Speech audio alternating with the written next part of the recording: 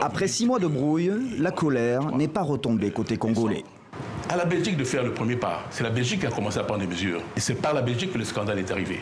Des mesures prises par Bruxelles pour protester contre les répressions violentes, parfois meurtrières, des manifestations anti-pouvoir, fin 2017, début 2018.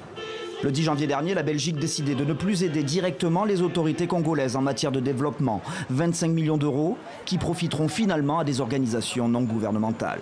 Cette mesure-là, c'était la goutte d'eau qui a fait déborder le vase. Un responsable belge ne peut pas se comporter depuis Bruxelles comme étant dans une métropole de la vieille époque. Ça, c'est terminé, ça.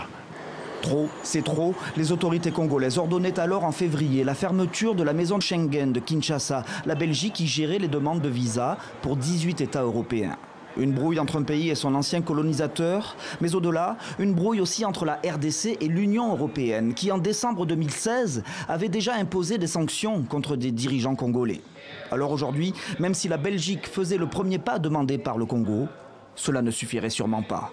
Il ne s'agit pas de la Belgique en particulier, mais de l'Union européenne. Et donc, il n'y a pas lieu de demander à la Belgique d'assouplir quoi que ce soit ou de faire le premier pas. De toute façon, la Belgique ne pourrait pas faire cavalier seule par rapport à une position qui a été prise à l'unanimité au niveau du Conseil. Et donc, je pense que c'est bien au sein du Conseil européen que les discussions devront avoir lieu. Contacté après les propos du ministre congolais sur notre antenne, son homologue belge Didier Reynders n'a pour l'instant pas souhaité réagir. Il faudra peut-être attendre encore longtemps pour voir de nouvelles poignées de main entre dirigeants des deux pays.